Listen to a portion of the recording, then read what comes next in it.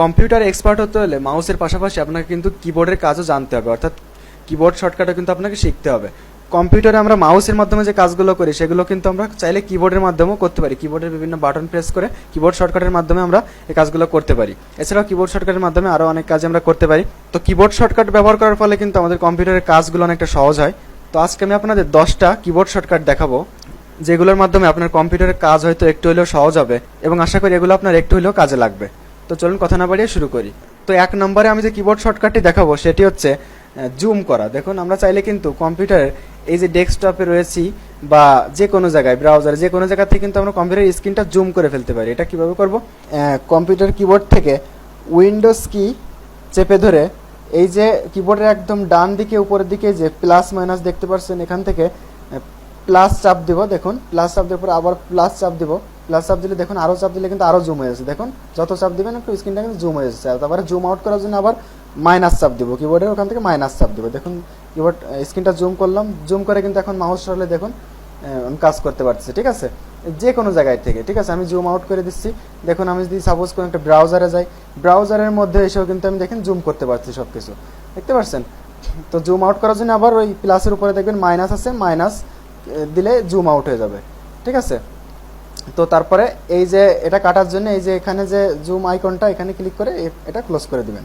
তো 2 নম্বরে তারপরে যে কিবোর্ড শর্টকাটটি দেখাবো সেটি হচ্ছে অ্যাকশন সেন্টার। কম্পিউটারে অ্যাকশন সেন্টার আপনি কিবোর্ড শর্টকাটের মাধ্যমে কিন্তু বের করতে পারবেন। দেখুন এর জন্য উইন্ডোজ কি চেপে এ বাটন চাপতে হবে। ঠিক আছে, তাহলে দেখুন এই যে এই পাশ থেকে ডান দিকে দেখুন এখানে কিন্তু অ্যাকশন সেন্টার বেরিয়ে গেল। আবার ডেস্কটপের উপর ক্লিক করলে কিন্তু অ্যাকশন সেন্টার চলে গেল।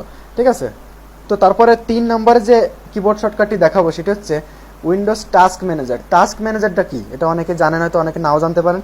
আমরা সাধারণত কম্পিউটার হ্যাং হয়ে গেলে, কোনো মনে করেন একটা অ্যাপ্লিকেশন হ্যাং হয়ে গেছে, কাটতেছে না, এটাই গেছে। ঠিক আছে, তো কম্পিউটারটা হ্যাং হয়ে গেছে, তো তখন কিন্তু আমরা টাস্ক ম্যানেজার অন করি। সেই টাস্ক ম্যানেজারের মাধ্যমে সেই হ্যাং হয়ে যাওয়া প্রোগ্রামটা কিন্তু ক্লোজ করে ফেলতে পারি। ঠিক আছে, তো এর জন্য কি করতে হবে আপনাকে? কিবোর্ড থেকে কন্ট্রোল শিফট এবং ওই যে উপরে বাম দিকে ইএসসি একটা বাটন, এটা চাপতে হবে। তাহলে দেখুন এই যে দেখুন টাস্ক ম্যানেজারটা অন হয়ে গেল। ঠিক আছে, তো তারপরে 4 নম্বরে যে কিবোর্ড শর্টকাটটি দেখাবো আপনাদের সেটি হলো আপনি আপনার পিসি কিন্তু কিবোর্ড থেকে লক করতে পারবেন। ঠিক আছে, এর জন্য কী করতে হবে? উইন্ডোজ কি প্লাস এল, মানে উইন্ডোজ কি চেপে ধরে কিবোর্ড থেকে এল বাটন চাপতে হবে। তাহলে দেখুন আমার পিসিটা কিন্তু লক হয়ে গেল। ঠিক আছে, দেখুন এভাবে লক হয়ে গেল।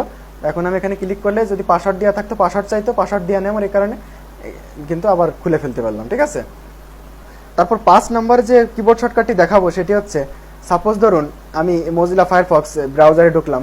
এখন আপনার ব্রাউজারটা মনে করেন এখানে ব্রাউজারের পাশাপাশি এখানে ছোট করে আর একটা জিনিস এখানে পাশে আপনাকে চালানো লাগবে। তখন কিন্তু আপনি কি করেন, এরকম মাউস দিয়ে এখান থেকে এরকম সাইজ করে এটা ছোট বড় করেন, এরকম করে রেখে পাশে এখানে আর একটা অ্যাপস চালু করেন। ঠিক আছে, তো এটা কিন্তু আমরা কিবোর্ডের মাধ্যমে একদম সহজে করতে পারবো। দেখুন আমি এটা কেটে দিচ্ছি, কেটে আবার এখানে ঢুকতেছি, ঢুকে দেখুন উইন্ডোজ কি চেপে ধরে কিবোর্ডে যে অ্যারো কিগুলো আছে এগুলো চাপার মাধ্যমে আপনি কিন্তু এটা দেখুন আমি উইন্ডোজ কি চেপে প্রথমে ডান অ্যারো চাপতেছি, দেখুন এই দেখুন পাশে এই ডান সাইডে সেট হয়ে গেল। তারপরে বাম অ্যারো চাপতেছি, এভাবে সেট হয়ে গেল। আবার বাম অ্যারো চাপতেছি, দেখুন এই যে বাম সাইডে সেট হয়ে গেল। ঠিক আছে, আবার আমি উপরের দিকে নিচ্ছি, দেখুন আবার নিচের দিকে নিতে পারবো।